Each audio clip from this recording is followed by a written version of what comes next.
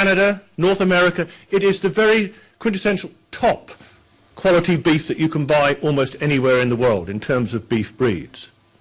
I would say, anyway. But it also has place specificity. It gives identity to that place. The next example on the right is a bottle of whiskey. Most of you will know that although the Japanese occasionally win prizes for producing whiskey, we produce the best whiskey in Scotland. And that bottle of whiskey is black grouse whiskey. We've also already seen a Grand Tetra, a Capercaillie this morning. Now you're going to see a black grouse. The reason I show that is that the black grouse is a woodland bird. Every bottle of that whiskey that is sold gives 50 pence to the Royal Society for the Protection of Birds for protecting and enhancing the habitat of the black grouse. So embodied in that product is value that is directly being channeled into woodland biodiversity. It's not an obvious innovation, but for the RSPB in generating income, it's a very useful innovation for what is a very good brand of whiskey. The last example, porcini from Italy. Well, we go good porcini, you get them in France, you get them everywhere else, but in this particular case, they've given it place specificity in Borgatoro, in northern Italy. And they've created networks through leader investments that create a rich regional culture of food linked to the forest. And that creates value for that region. So, what was our focus in Cost E51?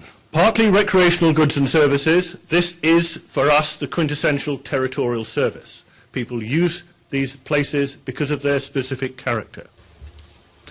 But there's also environmental goods and services. They're territorial because they link specific ecologies, environments and ecosystem services of particular places to the people who are in those places or people who visit them.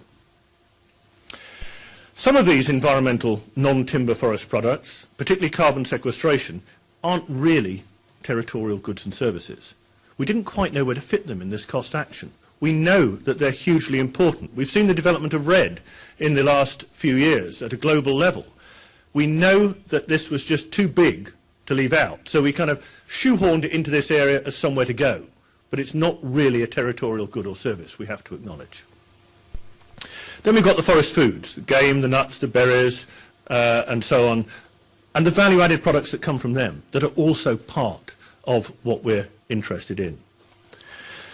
Now, I'm going to talk using these diagrams in UK terms about forestry, but it's absolutely evident that if we look at different parts of Britain, we've got very different styles of forestry, and in some ways these represent the kind of diversity of forestry that we can find through Europe.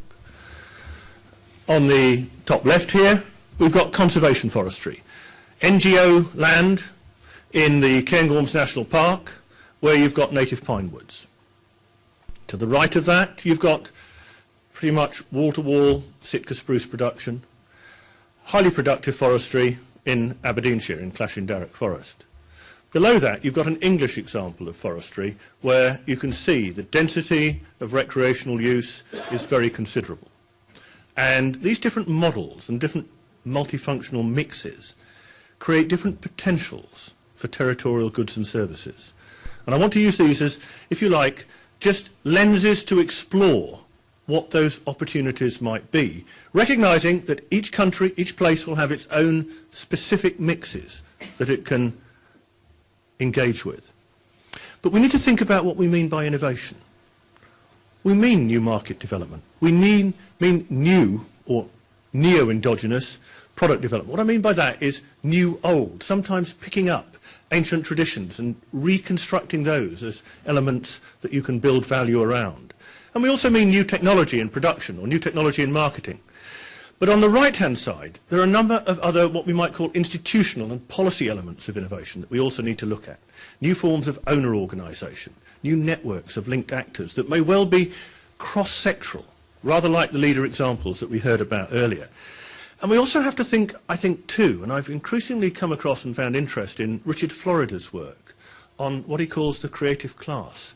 to what extent is the innovation that we see in these rural areas not the product of any policy, not the product of policy integration, which is kind of what we're looking for in a planned sense, but the product of some endogenous, individualistic behaviour that creates opportunity, that drives development processes forward and makes things happen because you've got creative individuals on the ground. And Florida's work argues, to my view, really quite compellingly, that where you have concentrations of creative individuals on the ground, economic performance is massively enhanced.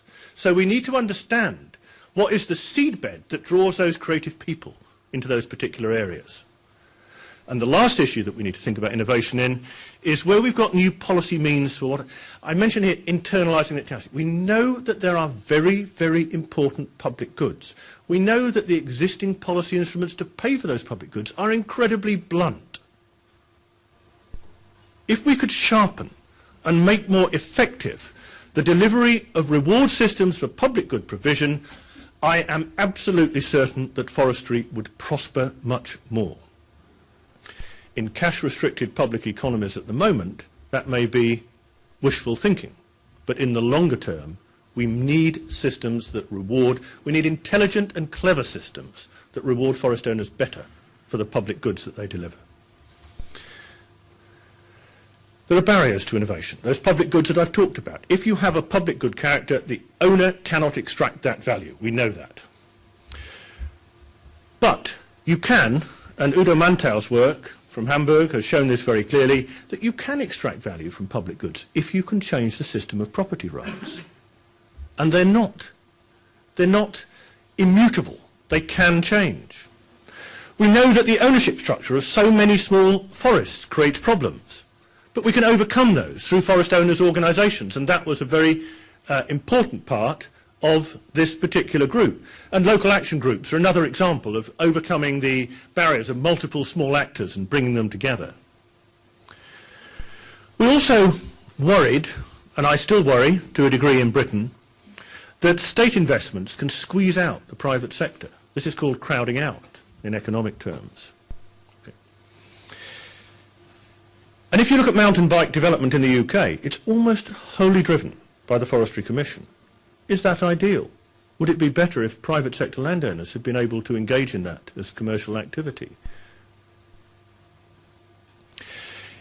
Another barrier to innovation in the ecosystem services, recreational services, territorial services view of the world, I think, is timber-centric forestry. The old-style productive forestry may well be a barrier to the kind of innovation in territorial goods and services that we're looking for, whether it's biodiversity or recreation, because the more productive forest, the forest that's delivering into the wood supply chain, may actually want to be cleaner and easier to work for that purpose, and therefore deliver lower levels of territorial goods and service. We need to at least acknowledge that possibility. So we need to try and see, not the wood for the trees, as they say in the traditional saying, but the non-wood from the trees. We need to separate out the non-wood from the trees. And we may need to think much more in terms, if we're looking at this sector, of territorial rather than sectoral innovation systems. These horizontal cross-sectoral networks that we've heard examples of in LEADER, they matter. They create opportunity. They create new innovation possibilities. But, as I've said already, those path dependencies of policy and practice, where we've come from, may militate against the enhanced provision of those territorial goods and services. Old forestry dies hard.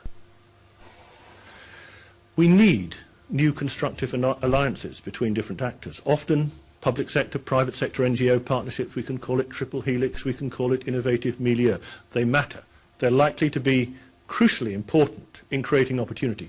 But we can't create institutions that just soak up transaction costs that don't deliver transformative change. They've got to be creative, dynamic, delivering institutions, not talking shops. And we do need new policy means to internalise those externalities, especially, but not only, the case of carbon. So quickly, going back to my three examples, looking how we can anticipate innovation taking place in the Cairngorms National Park. It's mostly privately owned, in this case actually NGO owned. Payments for environmental services are likely to be the most important innovation that will deliver forestry value in that place, not production values of forestry. We've already seen estates, and some of you will have seen it on the tour when we went to Rothiemurchus estate from the Scottish